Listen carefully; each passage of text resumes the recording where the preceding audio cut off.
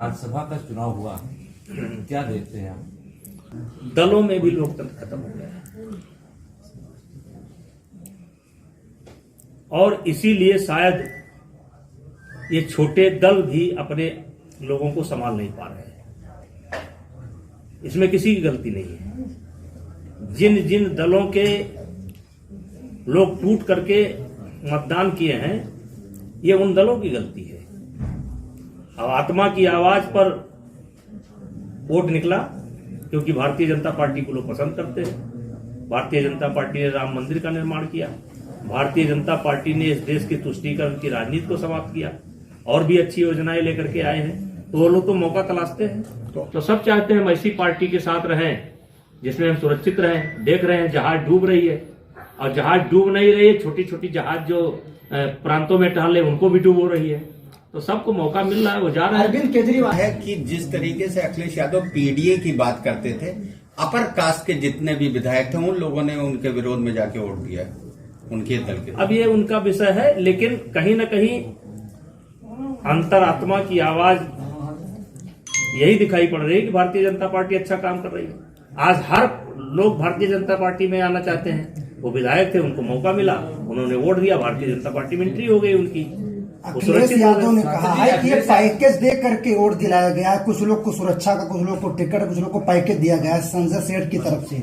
BJP अपनी हार मान चुकी थी, लेकिन जबरदस्ती तरीके से जिताया गया। जीत जीत होती है, जीत होती है और उसमें कारण नहीं देखा जाता। जीत आज विपक्ष के विधायकों ने, समाजवादी पार्टी के विधायकों ने भारतीय जनता पार्टी के कैंडिडेट को वोट दिया, तो इसलिए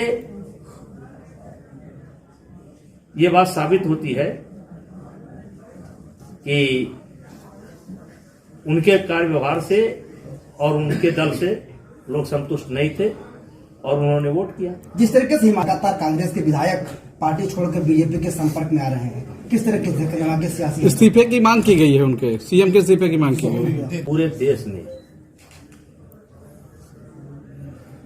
और विशेष करके हिंदी भाषी क्षेत्र में सब बीजेपी से जुड़ना चाहते हैं, मोदी जी से जुड़ना चाहते हैं।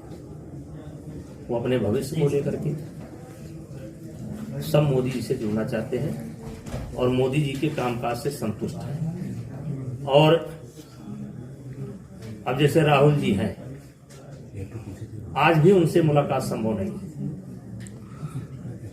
आज भी उनका कोई नेता, उनके तो कुछ बड़े नेता इस बात पर चले गए कि जब वो उनसे मिलने गए तो अपने कुत्ते को बिस्कुट खिला रहे थे और वही बिस्कुट उठा करके उनको दे दिया, वो छोड़कर चले गए।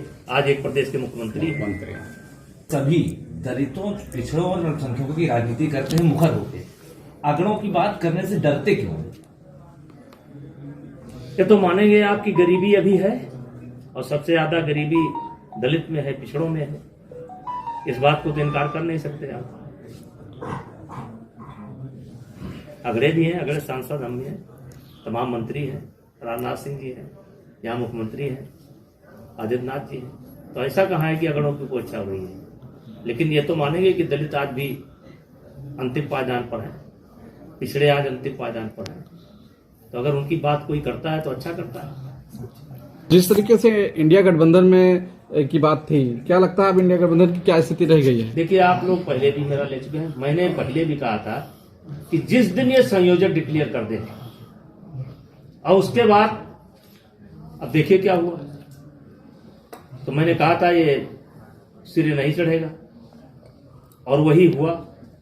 और इसमें सबसे बड़ी गलती अगर किसी की है तो राहुल गांधी की है। राहुल गांधी आज के तारीख में भारतीय जनता पार्टी के स्टार प्रचारक हैं। इतना अच्छा प्रचार भारतीय जनता पार्टी का कोई नेता भाजपा का नहीं करता जितना अच्छा प्रचार राहुल जी करते हैं। कैसे? तो सशक्त विपक्ष की कल्पना की गई इस देश के अंदर। और आप देखिए, राहुल गांधी ने अपने आप को सनातन का विरोधी साबित कर लिया और हर मंदिर जाएंगे और उसके बाद भी उन्होंने साबित अपने वक्तव्य से अपने उसे साबित कर दिया कि मैं सनातन विरोधी हूं। राहुल गांधी के नेतृत्व में विपक्ष खड़ा होने वाला नहीं है। सनातन से इस देश को कौन निकाल सकता है?